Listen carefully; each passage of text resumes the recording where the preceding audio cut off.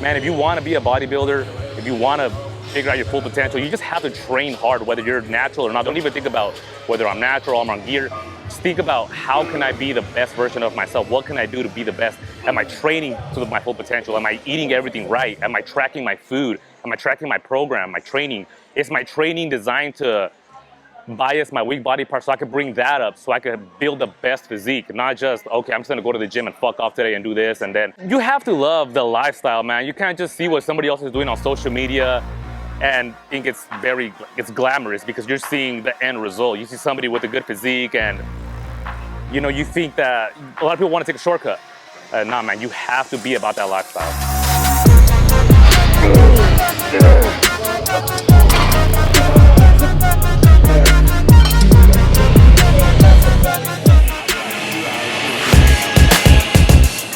So my name is Eddie Saldaña. I am from Yakima, Washington. It's a small little town in central Washington. Not a lot of bodybuilding culture out there. There's a few guys here and there that train pretty hard there, but it's nothing like coming out here to Dallas and being in this environment. It's a lot different out here, but I love it.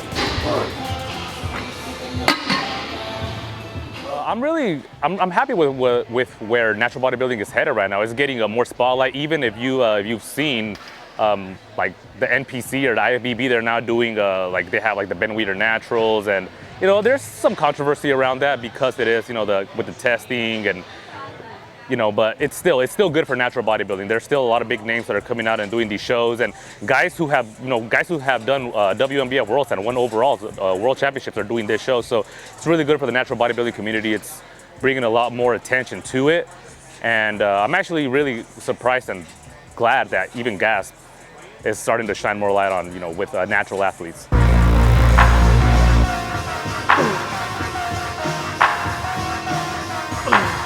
Full range of motion, trying to really feel the muscle working, It took me like a really long time of training for many, many years to start to learn to connect with my back. It's just so many muscles back there, so much going on that, it's hard to stay conscious of the movement. Just want to yank the weight, but I learned that the best progress I made in my back was when I was very mindful of the execution. Learning how the back muscles connect to the back, how they work, where they insert, and like which path my elbows are driving, so if I'm trying to target more of my lats, like on this movement, for example, I try to do more lats, trying to get that thickness, so feel those muscles coming together and working, feel them really firing up. So, and if I'm doing like a row or something, obviously that's gonna change, especially if I have my hands out here and I'm doing an underhand. I'm more concerned with keeping my chest up, getting a full stretch, then bringing the elbows low. So different movements, different patterns, different muscles.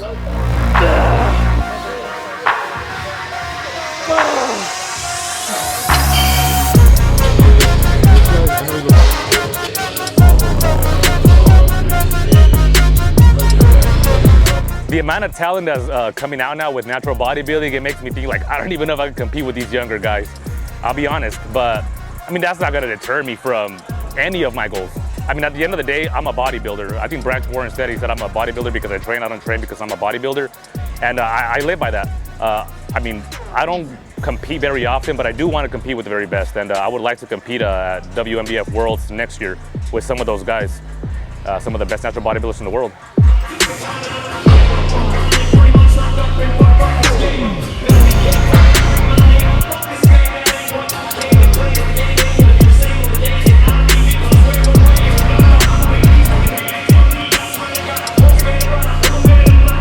I haven't done too many natural bodybuilding shows, to be honest. I've done maybe 5 over the last 13 years that I've been training, but I did my first show when I just turned 20. It was a small local show. I won that show. I competed again in 2018 at the Washington State Natural as an amateur. I won the overall in my class and the overall in men's bodybuilding. I got my pro card, or I qualified to get my pro card. Then I competed again in 2021. I requalified. I did the Northwest Royal, won the overall there. Then I did the Washington State Natural as a pro. I won the overall there. Then I did IPE Worlds in Missouri, and I got 4th place in a pretty stacked lineup. I mean, bodybuilding, it doesn't, it's like when you have that mindset to going into something and giving it everything, it could be, I mean, it could be like even an MMA fighter. I'm a huge fan of the UFC, so I look at these guys, their training camps is almost like a contest prep. They have a, whatever, however many weeks they do for a training camp, but they're locked in, they're training every day, they have their coaches, they obviously have their dietitians, they have everything they have to do to dial in perfectly for this fight, for this big moment, this event. It's kind of like that with bodybuilding, man.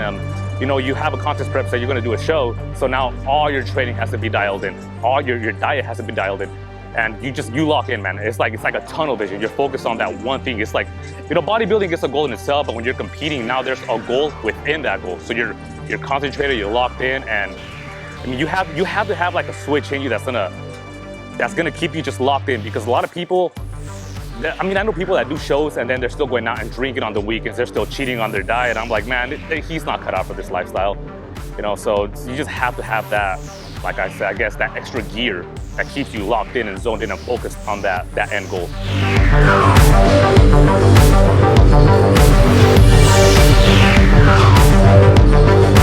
More intensity. Like, What about UK?